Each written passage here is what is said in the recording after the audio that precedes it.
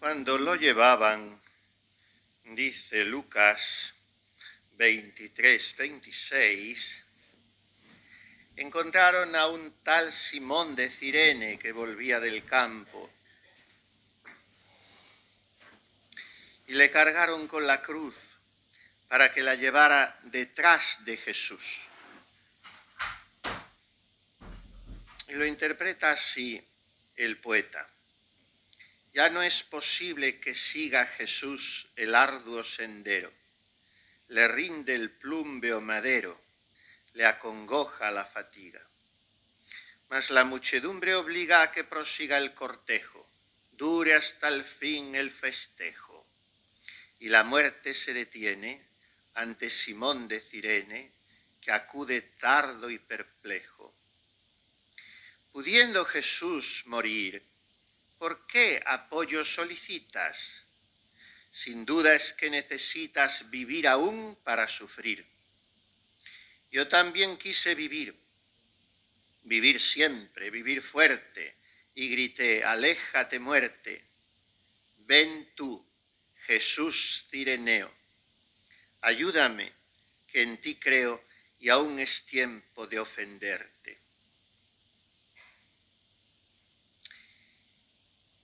¿Quién es ese Simón? ¿Quién soy yo? ¿De dónde vengo? ¿A dónde voy? ¿Quiénes son mis hijos? ¿Por qué salgo al camino y me encuentro inopinadamente con la cruz?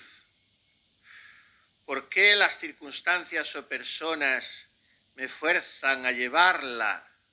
¿Qué significa todo esto? Este personaje ilumina mucho nuestra existencia. Este personaje personifica mucho nuestras resistencias. Y el Cireneo nos enseña. Esta mañana meditábamos en un encuentro enamorado con Jesús. Y ahora vamos a detenernos con todas las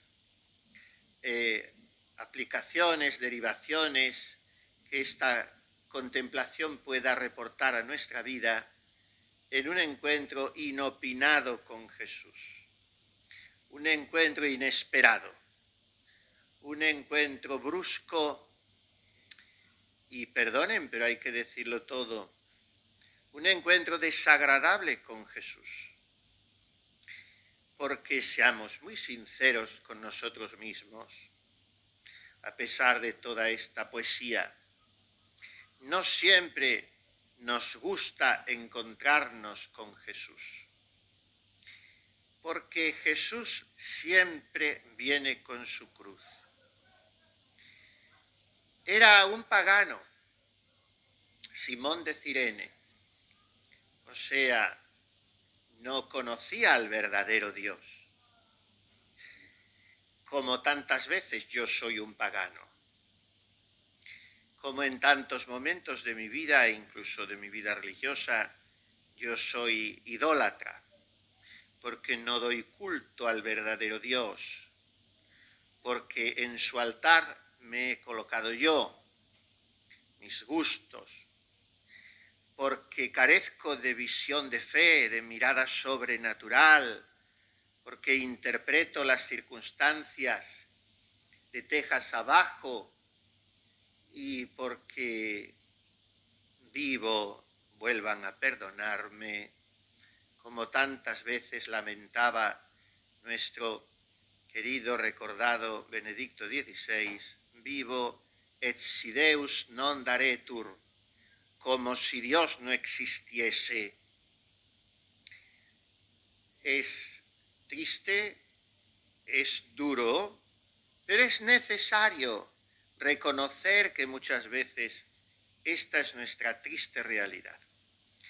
Y cuando vivimos así, somos vulgares paganotes, como era Simón de Cirene, un pagano, acompañado de sus 3 hijos. ¿cuáles son mis hijos? ¿Cuáles son mis obras? ¿Qué produce mi vida espiritual? ¿Es la mía una unión fecunda con Cristo, de manera que broten las virtudes y broten las almas? ¿O mis hijos son raquíticos, tarados, porque solo proceden de mí mismo? Simón de Cirene llevaba sus 3 hijos, luego fueron cristianos, ya sabemos, padre de Alejandro y Rufo, y allí venía del campo, por lo tanto estaba bien dispuesto. Era pagano, pero no venía de las estrecheces, de los materialismos, de las frivolidades, de la mundanidad de la ciudad. Venía de la libertad, del buen espíritu, del amor a la belleza, del campo. Era un hombre en ese sentido, con un natural dispuesto para recibir a Jesús. Y sin embargo, siente el disgusto natural, la repugnancia explicable a un encargo tan enojoso como es que, repito, inopinadamente, de manos a boca, de repente le obligan a hacer ese oficio, llevar la cruz de un ajusticiado. Pero aquel hombre mira a Jesús y Jesús le mira a él. Algunas almas místicas quieren que Jesús llorase al mirar a Jesús, a Simón, y que esas lágrimas de Jesús cambiasen radical y subitáneamente el corazón de aquel hombre, que en un momento se hiciese cristiano, porque aquellas lágrimas bautizasen el corazón pagano de Simón. Bien podemos pensar que aquí era Simón el que se sentía de repente cargado con una cruz peor que la de Jesús y le pide a él un intercambio. Recuerden aquella poesía de nuestro clásico: los hombros traigo cargados de graves culpas, mi Dios, dadme esas lágrimas vos y tomad estos pecados. Yo soy quien ha de llorar por ser acto de flaqueza, pues no hay en naturaleza más flaqueza que el pecar. Y pues andamos trocados, que yo peco y lloráis vos, dadme esas lágrimas vos y tomad estos pecados. Simón ve a Jesús llorar, pero no llorar con rabia, no llorar con rencor, no llorar con desesperación, no llorar perdido el demonio, el dominio de sus nervios, el dominio de sí. Le ve llorar y le ve llorar con paz, con serenidad, con mansedumbre, con perdón.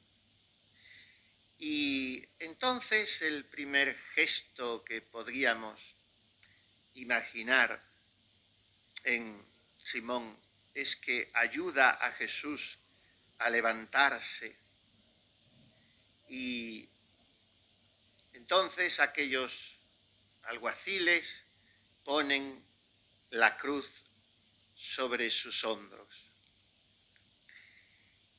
Y tan pronto como Simón siente el peso muy notable y muy incómodo de aquel madero tan pesado, en la misma proporción en que su cuerpo, sus hombros se sienten oprimidos, en esa misma proporción su corazón se siente liberado, porque se va sintiendo cada vez más penetrado de compasión.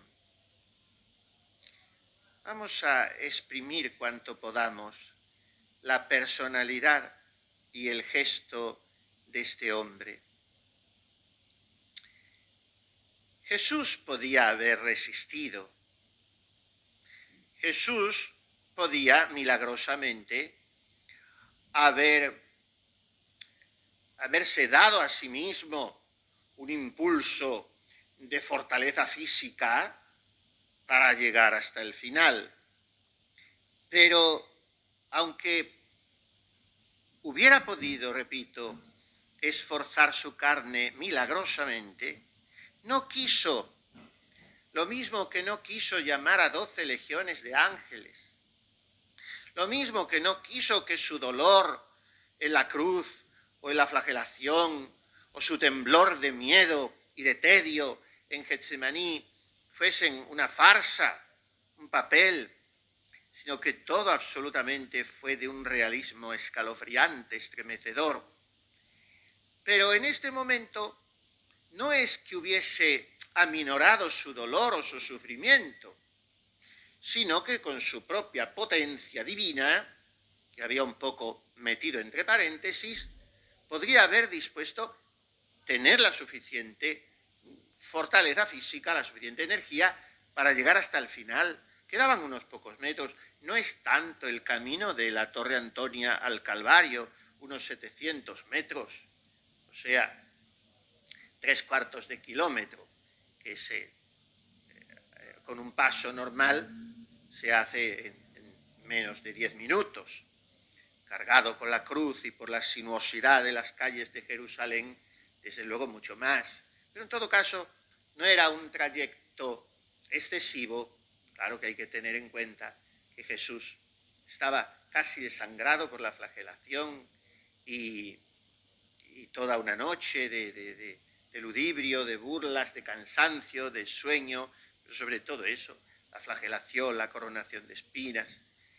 Y él sucumbe, porque de otra manera no hubieran obligado los soldados a alguien a que le ayude a llevar la cruz. Pero, ¿qué misterio hay aquí? Sobre todo, que Jesús tenía designado que se diese a otro la cruz para que la llevase tras él. Y así quería enseñarnos a todos que habían de cumplirse sus palabras. El que quiera ser discípulo mío, niéguese a sí mismo, cargue con su cruz y me siga. Y además quería Jesús enseñarnos con este paso que es muy difícil encontrar un verdadero amigo de la cruz, porque todos le huyen.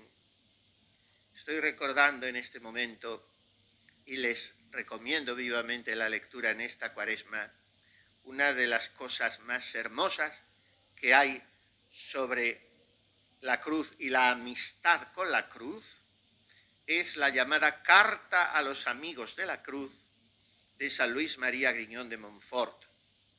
Ahí se explican las condiciones que ha de tener un verdadero amigo de la cruz. Pues bien, Jesús nos enseña que tiene él mucha dificultad en encontrar un alma que no ofrezca resistencias al regalo de su cruz. Todas, casi todas, le huyen de una manera o de otra.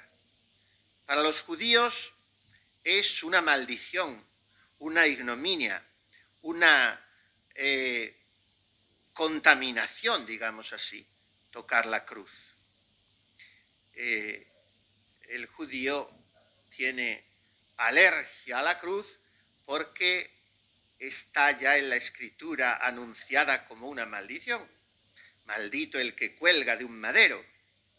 Por eso escoger Jesús este género de muerte es algo de una profundidad teológica enorme, porque no es que él solamente ha escogido uno de los géneros de muerte ideados con mayor crueldad para hacer sufrir con el máximo refinamiento posible. Yo fotocopié en una revista que había muy bonita, muy devota, y hasta aquellas revistas, algunas luego las he leído con el paso de los años y he visto que algunas ya estaban también infestadas de modernismo. Pero esa revista se llamaba Sol de Fátima, no sé si sigue existiendo, y ahí venía un artículo, tendría yo 12 o 13 años, lo fotocopié y ahí lo tengo metido en mis carpetas. La crucifixión vista por un cirujano. Y no se me ha olvidado aquello nunca más. Porque yo no entiendo nada de medicina, pero aquello estaba explicado de manera que se puede entender sin ser técnico en la materia, y la crucifixión es algo espantoso, solamente, aunque solo fuera, pero es lo principal, por los dolores de nervios que produce y que son indescriptibles. Después la asfixia, después muscularmente, el desangramiento, la fiebre y la sed ardentísima, y todo desemboca en una parada cardíaca.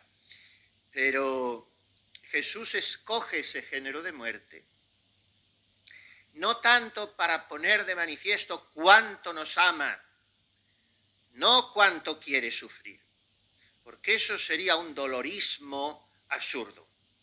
Y el dolor por el dolor no solamente es que no tenga sentido, es que ha de ser evitado. Como nosotros evitamos un dolor de cabeza con un gelocatil, o le evitamos a un anciano cualquier dolor con un calmante o con lo que podemos.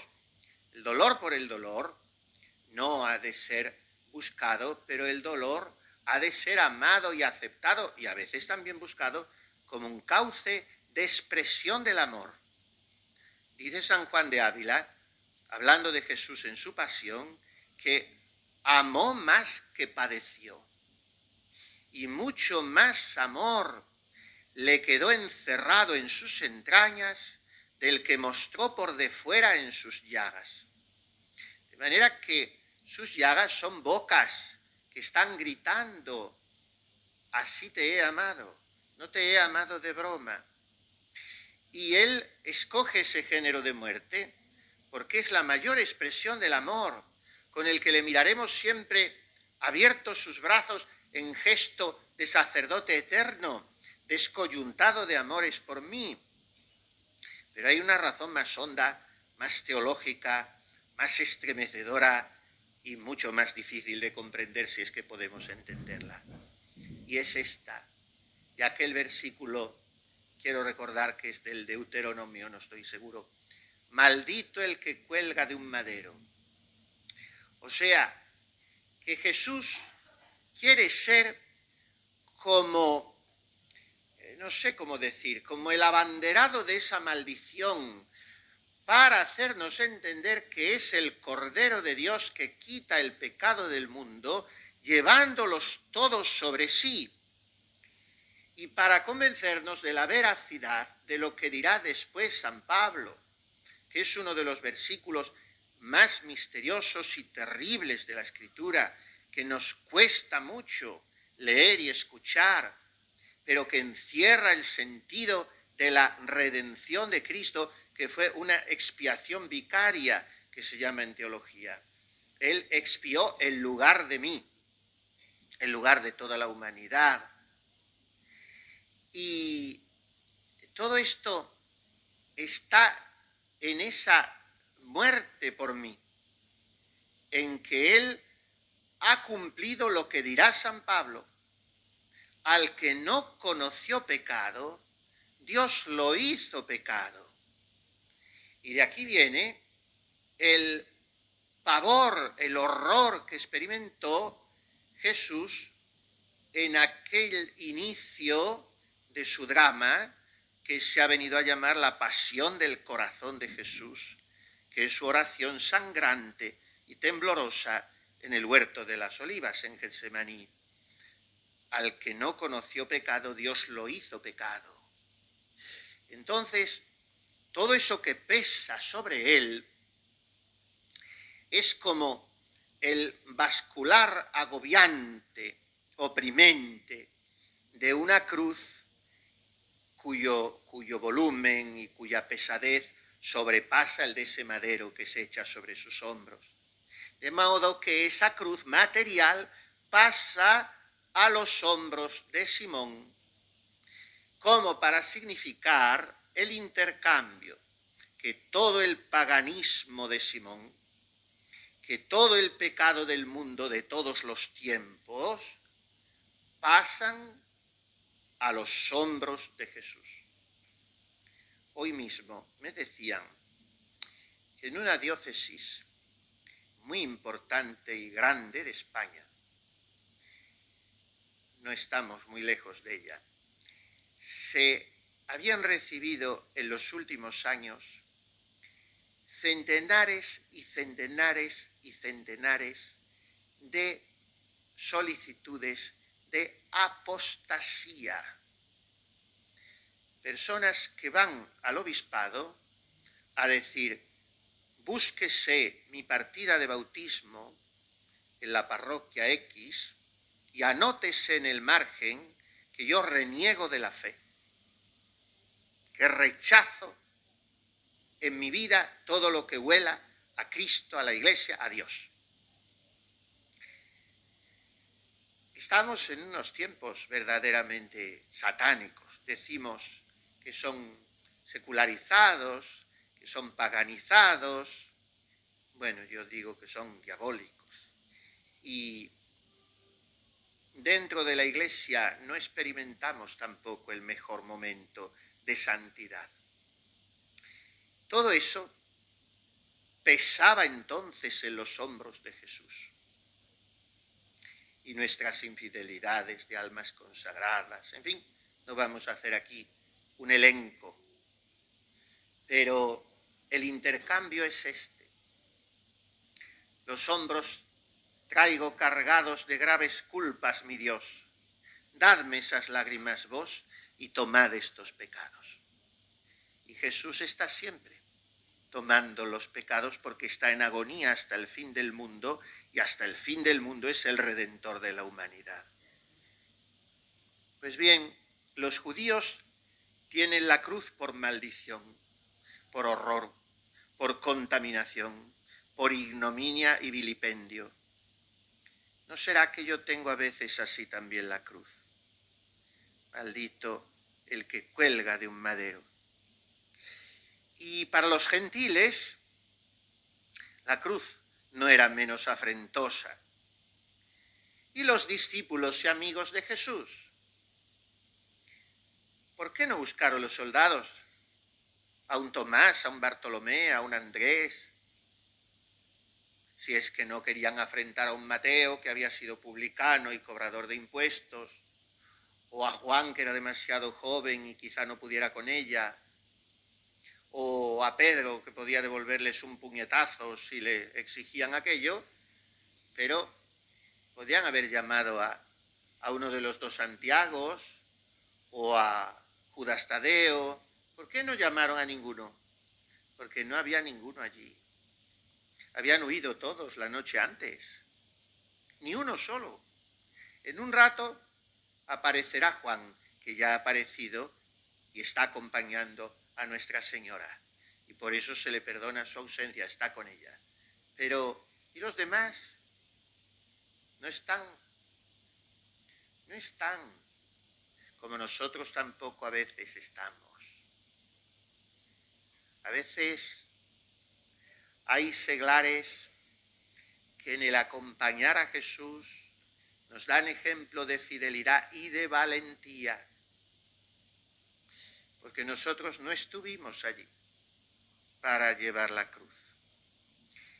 Y la historia es esta: forzaron a un pasajero y extranjero para que llevase la cruz.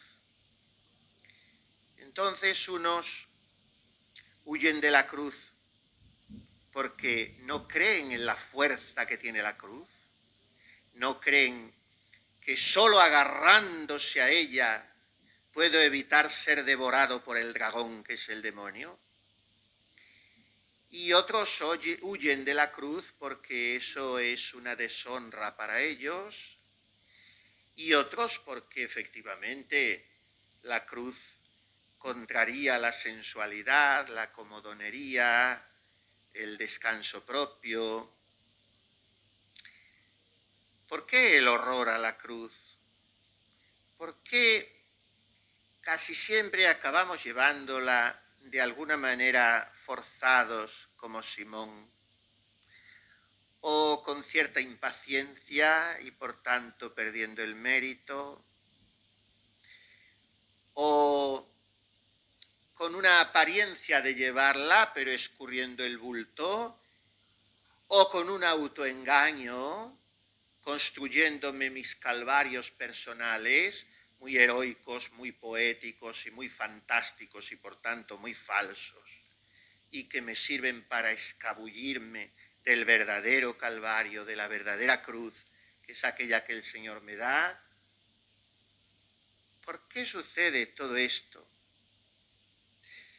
Nos falta deseo de mirar al crucificado, mirarle. Al final de las moradas, en las séptimas, cuando Santa Teresa parece haberse elevado sobre sí misma y haber alcanzado unas cumbres místicas extraordinarias, desciende, al final de la séptima morada, desciende a lo más prosaico, a lo más cotidiano, y empieza a recordar a las monjas que la verdadera vida espiritual es quererse, es buscar el último lugar, es ser humildes, es disculpar los defectos de las demás. Y entonces dice: poned los ojos en el crucificado y haráseos todo poco. Hay que ensayar en mirar a Jesús. Entonces Él nos vacuna contra la alergia a su cruz. Y haremos de la necesidad virtud, porque hay cruces que vienen impuestas por la vida, hay cruces que se nos vienen encima, hay, en fin, no voy a ponerme aquí a barajar una casuística de cruces, porque las cruces son tantas como las almas. Pero son inopinados los encuentros con la cruz. Hoy se acuesta usted tan buena y mañana le han diagnosticado un cáncer. Hoy está usted tan contenta en esta comunidad y mañana la han destinado a una que le parece, a usted que le parece, que le viene a contrapelo, que luego estará en ella mejor que ninguna porque es donde Dios la ha puesto. Hoy encuentra una dificultad en la convivencia. Hoy, en fin, las cruces propias que brotan del temperamento de uno, de las limitaciones orgánicas, biológicas, caracteriales, afectivas, emocionales.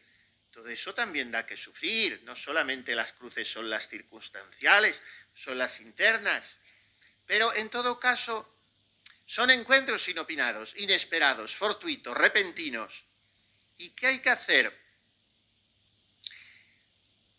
Ensayar esa ciencia que es de sabios y que viene imperada por el sentido común, hacer de la necesidad virtud. Simón, dicen algunos autores, que quiere decir obediente. Miren, podemos recordar aquel hijo que le dijo al padre voy y no fue, y aquel otro que empezó a rezongar y a protestar y dijo no voy y fue enseguida. La obediencia es ideal que sea de ejecución y de juicio. La obediencia debe ser interna y externa. Una buena religiosa debe decir voy e ir. Pero esto no significa que la obediencia sea fácil, que sea dulce, que sea espontánea, aunque exteriormente lo disimulemos, porque la obediencia, como en todas las virtudes de una buena religiosa, tiene que, en fin, subsanarlo todo la educación, que es media virtud. Y una mala contestación no rima, no diré con una buena religiosa, sino con una señorita medianamente educada. Entonces, quiere decirse que la obediencia nos contraríe, que nos tarandee el corazón, que nos sepa mal, no es ausencia de mérito. A veces puede serlo puede ser mayor mérito. Y a Simón de Cirene le contrarió mucho la cruz, pero la tomó. Su nombre significa obediente. ¿Por qué?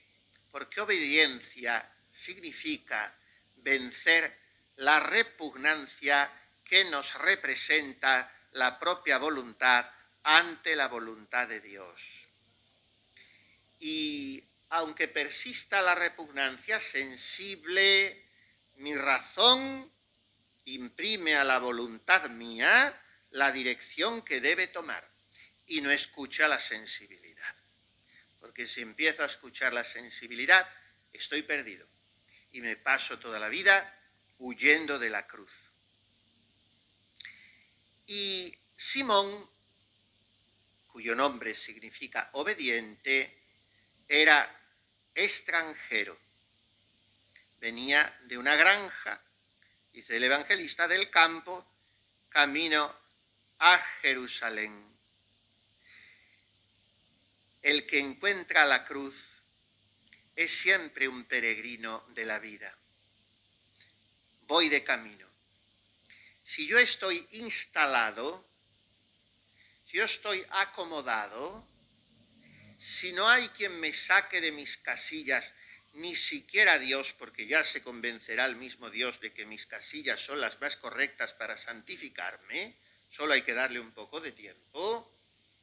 Si esto me sucede, yo no vivo en camino y entonces nunca encuentro la cruz. Me voy inventando cruces a mi medida para quedar bien ante mí mismo. Pero no me encuentro con el verdadero Jesús de la cruz. No me he puesto en carrera de salvación, que decían los clásicos. Carrera es en camino, en el sendero de salvación. Por tanto, dejémonos sorprender por Jesús. Jesús nos sale al paso. Parece que yo soy el que voy, pero en realidad el que viene es Él a mí. Parece que soy yo el que he salido del campo y voy a la ciudad, pero en realidad es Jesús el que ha salido del Padre y viene hacia mí, en su encarnación, en su pasión, en su Eucaristía, en mi consagración religiosa, en esta hermana, en esta gracia actual que he recibido, en esta contrariedad de cuya aceptación depende que yo sea definitivamente una religiosa santa o siga siendo tibia y mediocre. Jesús sale, yo tengo que saberle encontrar, pero para eso he de mirarle a los ojos, lo mismo que le miró Simón de Cirene. Y en esos ojos vio lágrimas, vio ternura. Solo en un encuentro con Cristo, de corazón a corazón, me encontraré a mí mismo. Porque como decíamos esta mañana, ¿qué buscaba la Virgen Santísima al salirle al camino? Que su Hijo amadísimo quedase reflejado en sus pupilas. ¿Ser ella un espejo de Cristo o mirarse ella a sí misma en el espejo de los ojos de su Hijo? Eso hemos de intentar, de pretender nosotros en nuestros encuentros con Jesús. Este es para nosotros el verdadero amigo. Este es el que nos trae la salvación.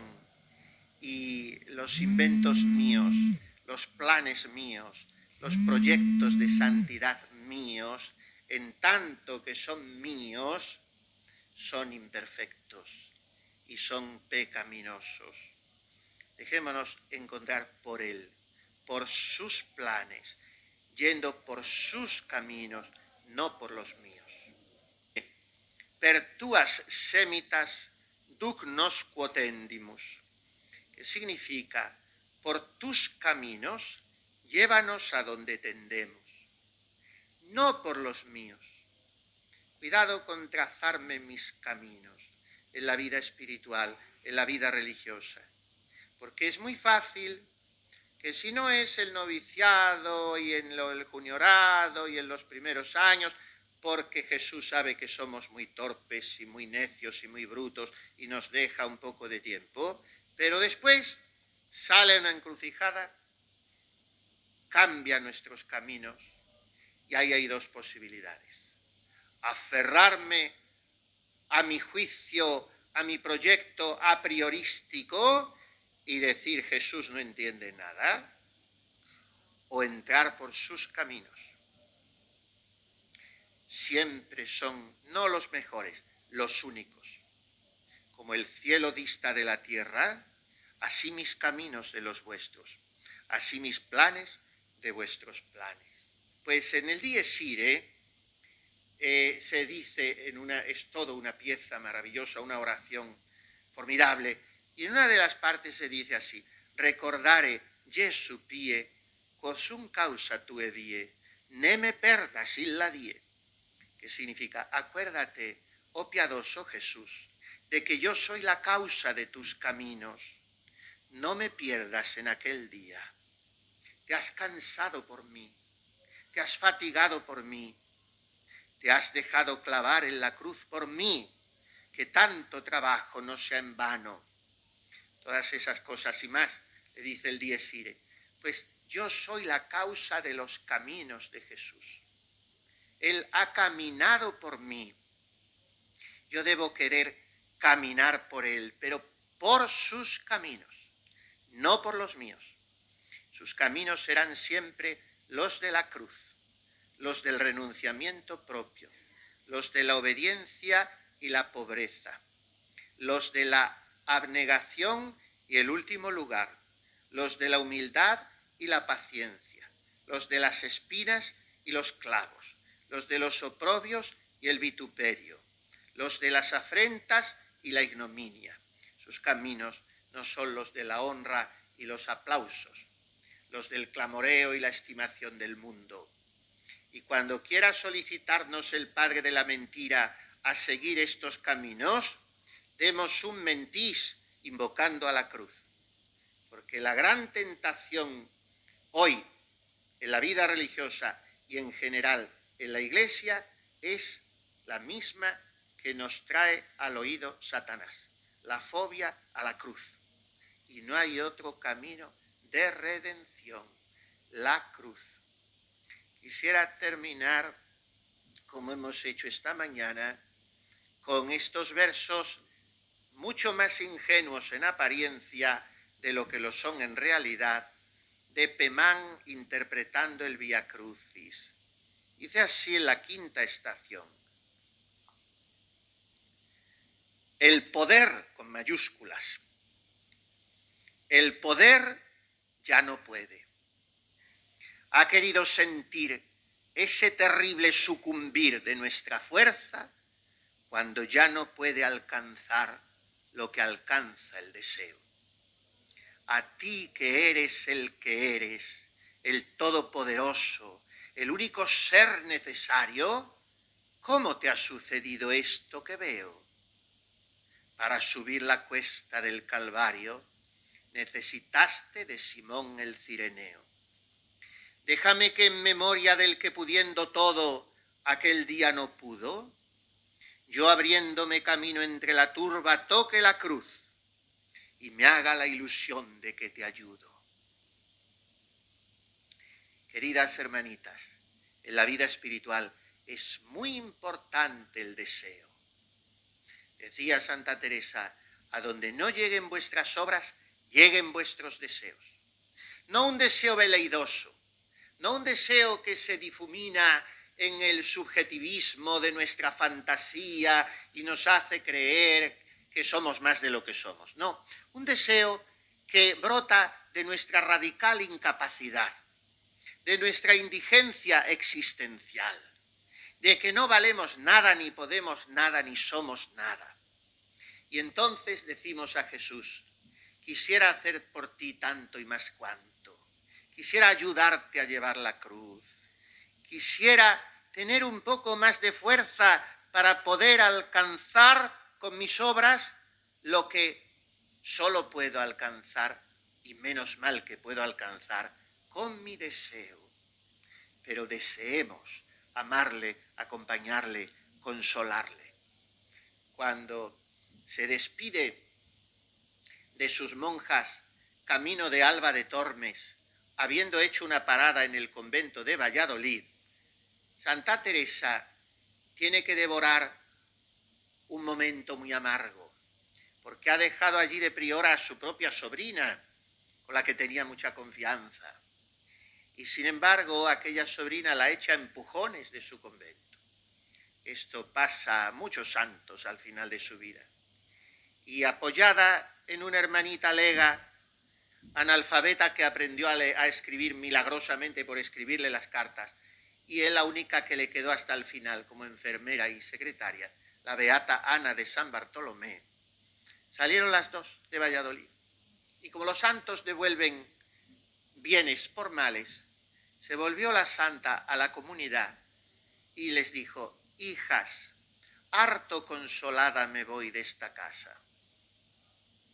Miren mucho por el bien de la religión, que no decaiga por ninguna la observancia de la orden. No hagan las cosas por costumbre, sino haciendo actos heroicos, de mayor perfección en cada cosa que hagan. Y dense a tener grandes deseos, que aunque no puedan ponerlos por obra, se saca mucho provecho.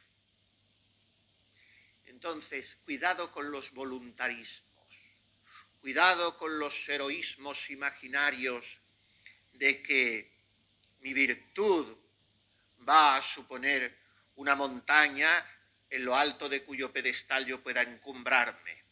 Eso son ensoñaciones absurdas, porque nadie valemos para nada. Pero démonos a tener grandes deseos y nunca arriemos la bandera del anhelo de serle fieles a un Jesús que por mí ha enarbolado la bandera de la cruz. Y con esa bandera, que es una bandera de paz, de amor, de reconciliación, de perdón, de misericordia, está diciendo cuánto me ama. Tenemos algo, siquiera sea una brizna de la pureza con que le miró María Inmaculada, pero queremos tenerla. Tenemos algo de esa hombría generosa, de esa compasión de corazón noble, con que supo descubrirle Simón de Cirene a través de las lágrimas a Jesús, el de la mirada infinitamente tierna y perdonadora. En todo caso, yo tengo mi propia mirada. Cada uno tenemos nuestra propia mirada. Y con esos ojos, donde hay a la vez trigo y cizaña, donde hay a la vez muchos deseos de fidelidad, muchos y muy sinceros, y muchas motas de polvo que nos oscurecen la verdad, con ese misterio que somos, que hace que no nos entendamos ni siquiera a nosotros mismos, pero Jesús nos entiende y nos ama como somos. Con esos ojos miremos a Jesús, piensen que el sufrir pasa y el haber sufrido queda. Y Jesús nos está mirando. Recordemos lo de Santa Teresa: no os pido más de que le miréis.